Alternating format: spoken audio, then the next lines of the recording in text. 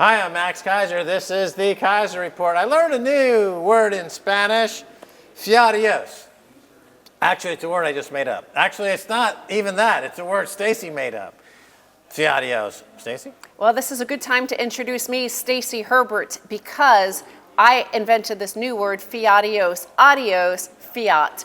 And, well, just seeing this tweet here would make you think it's time, it's bye-bye for fiat. This is from Mario Draghi. The tweet is from the ECB, and they're quoting Mario Draghi, who is the outgoing head of the ECB. Negative rates will not provoke the collapse of the financial system. This is what Mario Draghi claimed. As soon as you get official denial, of course, that is when to believe we are about to witness the collapse of the financial system. All right, so fiadios, exit from fiat. It's happening as big countries accumulate big positions in gold. That's an exit from fiat, because we know that over the past 300 years, no fiat money has survived. They've all gone to zero. The average lifespan being 27 years, with the exception maybe of the British pound, but it's lost 99.5% of its purchasing power. So to stay in fiat is an admission of, yeah, I'm Venezuela. I want to lose all of my money. Or, yeah, I'm the Weimar Republic. It's all going to go to zero. People are exiting fiat. They're fiat adiosing. They're fiat adiosing, and of course we are here in Latvia, Riga, Latvia, at a Bitcoin conference, and this is the sovereign individual saying adios to fiat. They're exiting because they see that these negative rates are destroying capital, and we see that the negative rates are destroying economies. In fact, when the ECB cut rates further this past week, actually, the Netherlands, France, and Germany, their central bankers were urging the ECB not to do this because it was destroying capital. Of course, our president in the United States, Donald Trump, was encouraging the Fed to catch up to the ECB and other central banks to go negative. Now, you don't have to know that much about history to know that this same exact thing happened pre-World War II. It happened after the financial collapse of 1929. We saw a beggar thy neighbor policy, and this is active, all out. It's starting to become all out. It's been slow, it's been kind of quiet and polite since 2008, but now it's getting aggressive.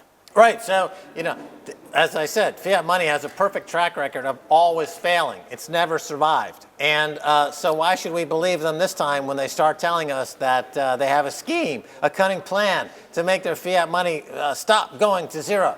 So here's an article from Bloomberg, Bloomberg.com, and of course Bloomberg is associated with the financial system and Wall Street and writing headlines about Wall Street. So here is their headline about fiadios, essentially, because again, they look from 2008, the financial crisis, 10 years ago, and they notice in the past 10 years, Russia's huge gold stash is now worth more than $100 billion. The value of Russia's gold reserves climbed 42% in the past year. Russia is diversifying from U.S. assets, and gold has rallied. So they're saying that Russia's long-term bet, their long-running bet on gold, is actually starting to pay off as gold prices start to rally. And they note that the country quadrupled gold reserves in the past decade as it diversified away from U.S. assets, a move that has paid off recently as haven demand sent prices to a 6-year high.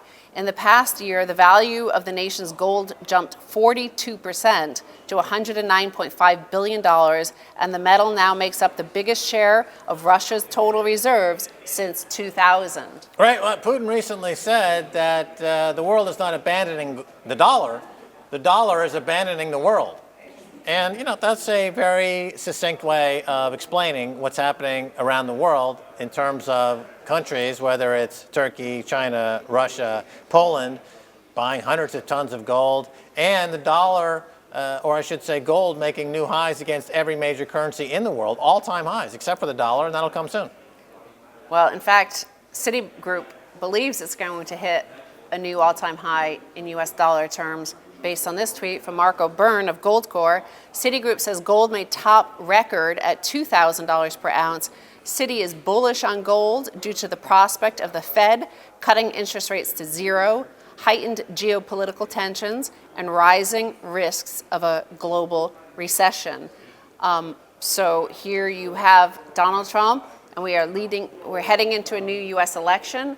U.S., the Federal Reserve doesn't like to be seen to be involved in the political process. So, how they're going to behave in the next year is unknown at this point. But certainly Trump is berating them and demanding negative interest rates even, which I don't know if he understands it, but I'm not sure that it could survive negative rates. As Mario Draghi said, the financial system could survive negative rates, but I think he's maybe only talking about the euro, whether it could survive negative rates in the US dollar as well. Right. Well, if you have the world reserve currency, the U.S. dollar, and you're reaping a benefit from having that reserve currency for decades. After World War II, Bretton Woods, world reserve currency, the U.S. dollar. If you begin to de-globalize and de-dollarize, the rest of the world has one very simple recourse: buy tons of gold, hundreds of tons of gold, and to prepare for when you finally pull the pin on the grenade and blow the U.S. dollar to smithereens, and you're sitting there with very little gold as reserves to your debt, versus a country like Russia, which now has a huge percentage of gold per GDP, per their capitalization of that country, and other countries as well. So the rest of the world is like watching America, a 2-year-old, play with a razor blade. That razor blade is self-inflicted harm due to ignoring the U.S. dollar and by going down the rabbit hole of negative interest rates. The rest of the world is saying, do it, pull the pin, because we're ready, we got the gold. Pull the pin, Donald, pull the pin, Donald. And Donald's like, la, la, la, la, la, la, la, la. Well, he himself cannot cut interest rates. He can only berate the Fed chairman, Jay Powell. Whether or not Jay Powell ever abides by this, we do not know, because there are people who will say the dollar will instantly die.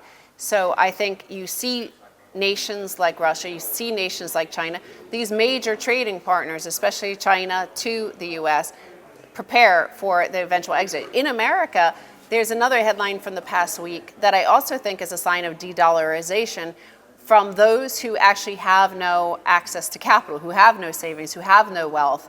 But a way to de-dollarize is also to blow up the system in terms of just spending so much more money than you possibly have, because this was an amazing story. Breaking U.S. consumer credit rose by $23.3 billion in July, beating all estimates, mostly driven by credit card debt. So, I think in a way, this is also individuals who don't own Bitcoin, who don't own gold, nation states who own gold. Like, these individuals are people who sense that this, like the free ride, the easy money is over, and times are about to get hard, and it's hard being hard, it's hard living within your means, it's hard having hard money and living under hard money. It has a better, stronger economy ultimately, but to live within your means, here these guys are just like, it's a sign that they understand what's coming. Well, if you look at the board of directors for companies that manufacture OxyContin and other opiate products, and you look at the board of directors of credit card companies like Visa and MasterCard, you'll see a lot of overlap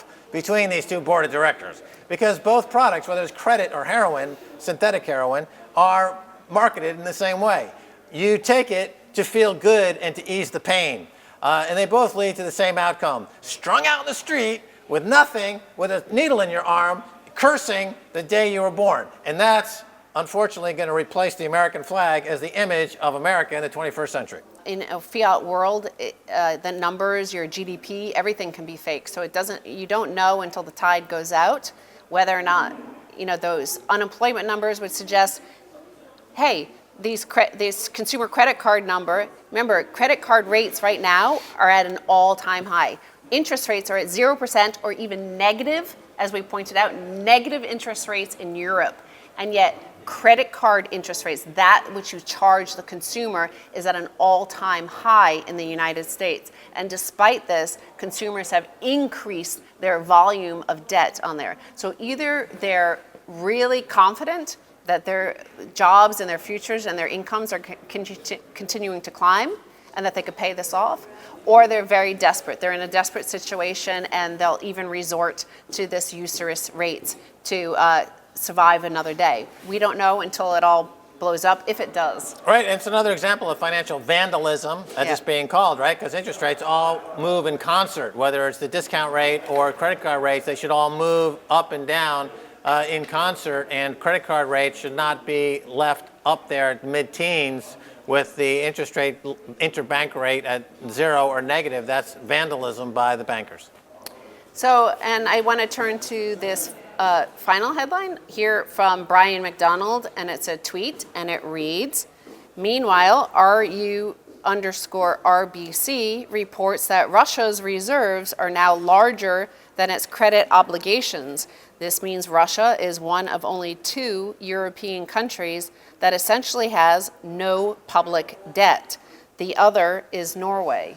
So, of course, these are 2 oil majors, Norway and Russia, and they're, despite what the BBC had said 2 years ago or 3 years ago when they predicted a balance of payments crisis, which means that your external debts are larger than the size of your reserves, that you can't cover them. So here they're saying that there's no danger of any sort of crisis because they have more cash than they have debt. It's amazing because, of course, Norway has a sovereign wealth fund. That's quite huge, but it's mostly in stocks and fiat-based assets. And Russia has the equivalent of a sovereign wealth fund, but it's all in gold bullion, 24-karat gold bullion. So this will be an interesting to see who's holding the better hand. So who's holding the better hand? In fact, Russia has 40% of their reserves are in the euro. They're also accumulating yuan. Chinese renminbi. So they're actually, apparently, according to some online stories, that they're going to be issuing a yuan bond as well, rather than most people do a dollar bond. So we're seeing that the de-dollarization, this is all just normal. It has happened throughout history. One empire rises, the other falls. This is the rise of China in terms of, if you look, they are the #1 trade partner with most nations. So it just makes sense that you would expand your renminbi reserves, whether or not China ultimately wants that, or whether they want a gold-backed currency, a gold-backed trade settlement currency as a unit of account, or a Bancor-like currency. We'll see in the future. I remember when Medvedev was holding up that gold coin, this is maybe 2008 or so. It's like, he's telling the world this is where we're headed, and that's exactly where they went. Well, we're going to take a break, and when we come back, much more coming your way.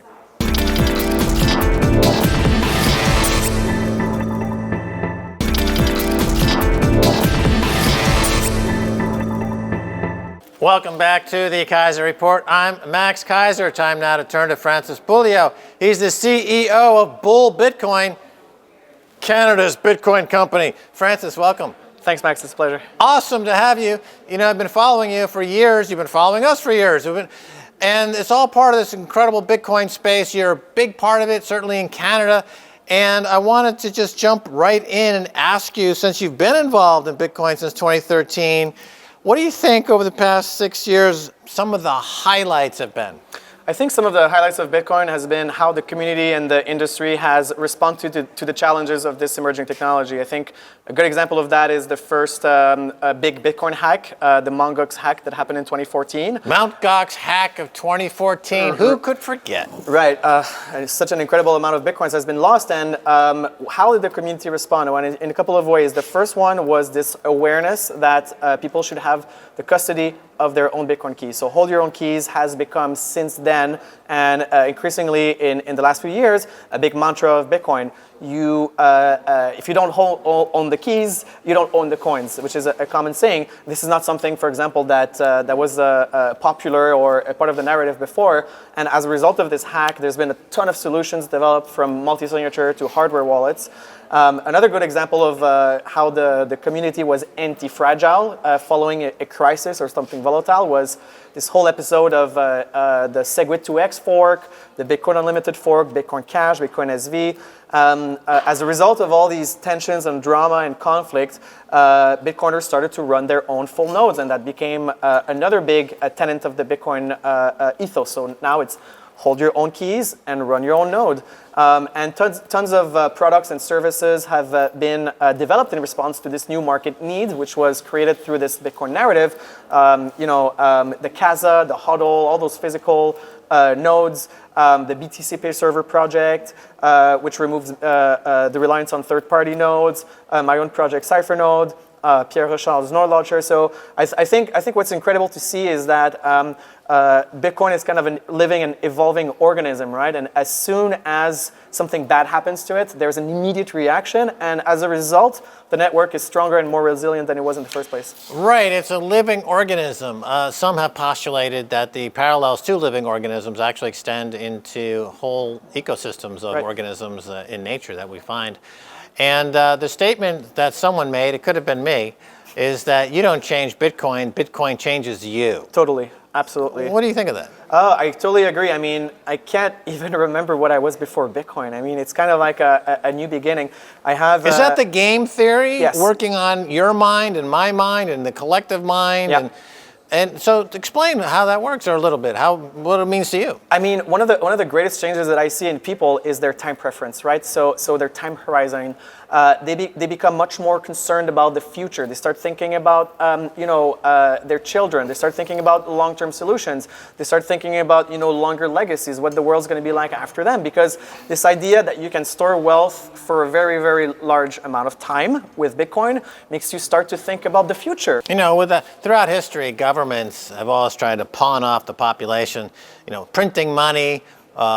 Bread and circuses, part of the Roman Empire. Right. And never, ever in history has there been an unconfiscatable digital scarcity, hard money, commodity money available to the individual. And in the beginning, there was a time in the notes of Satoshi Nakamoto where there was a fear that, we should be quiet about this, let the hash rate get up a bit because we want to keep this under the radar. The hash rate's now approaching 100 quintillion hashes, calculations per second. Is it now beyond the reach of any government or group of governments to engage in an attack on Bitcoin? I think it's definitely much harder than it was a few years ago, but the last thing we should do is sit on our laurels and think we've already won the battle. I mean, you look at the Bank of International Settlement, you look at the International Monetary Fund, all the central banks, all the government agencies, and all the big banks like JP Morgan that are responsible for the fiat Ponzi and the centralized. I mean, they're not at home thinking, oh, gosh darn it, we lost to Bitcoin. What are you going to do? We're going to get disrupted. No, they're going to fight back, right? But that's built into the protocol. Yeah. That's part of the game theory. So it's just going to infect another group of people, Jamie Dimon or the BIS. I mean, they're now getting the fever. Yeah. They will try to attack it, but that just makes the hash rate go higher. Absolutely. And that's the beauty about Bitcoin is like the more you attack it, the more the white blood cells, which is, the Bitcoin entrepreneurs, the Bitcoin builders, the Bitcoin, the people who are working in this industry, they get to work, right? You see Bitcoin getting attacked and they immediately move into action and they're finding new creative entrepreneurial solutions to these kinds of problems. And I think over time, I'm pretty happy with the way that this has evolved because Bitcoin has been attacked. It has been the victim of social attack. It has been the victim of hash rate attacks. We've had hostile miners that have tried to attack it. And, since, for example, Bitmain tried to split the network, we've built in this resilience against, hash rate attacks, right, by running our own full nodes. So I think we should absolutely not think that we're in the clear. But it's an undeniable fact that attacking Bitcoin is becoming very, very difficult. And the number of entities that are able to successfully pull off an attack is decreasing over time. But I think in the coming years, Bitcoin is a threat right now. But it's going to be a big threat when hyper-Bitcoinization happens, when there's this speculative attack where people are exiting fiat currencies into Bitcoin, and governments see that they're actually starting to lose control over their public policy because they can't control the monetary flow anymore and they can't finance their projects. They're going to really start to dig into Bitcoin. And hopefully what's going to happen is, Bitcoin Knights are going to rise to the challenge. These may be corporations. The Bitcoin Knights. The Bitcoin Knights. Of the round table. Absolutely. So, riding into the storm. Right. I mean, never underestimate what drives a Bitcoiner. I mean, of course, there's a lot of people that are in it for the money, right? A lot of people start investing in Bitcoin just because they want to have more money in the future. But a lot of people are willing to, sacrifice everything for Bitcoin. I mean, it's a cause. I think about that, I get the goosebumps. The idea of participating in this actual revolution, which is really impacting the world. I mean, it's phenomenal, and Bitcoiners have skin in the game, right? They're very, very involved and committed to this cause. Whereas, a banker, I mean, I don't think any banker is going to die to preserve the banking system. I mean, who's going to sacrifice himself as an individual for the cause of fiat? No one. I mean, this doesn't create any sense of belonging, any sense of community, any sense of romanticism to work for the fiat sector. So I would. Well, that's the reason I don't support the Toronto Maple Leafs. They simply never ever win a Stanley Cup. I think it's been 50 years now. Yeah. No, that's a bit of a digression there. But the point is well taken. Nobody would go to war to fight for fiat money. Because it has a horrible track record. It's lost every single fiat money ever created. It's gone to zero. And Bitcoin has a soul. The fiat system has no soul.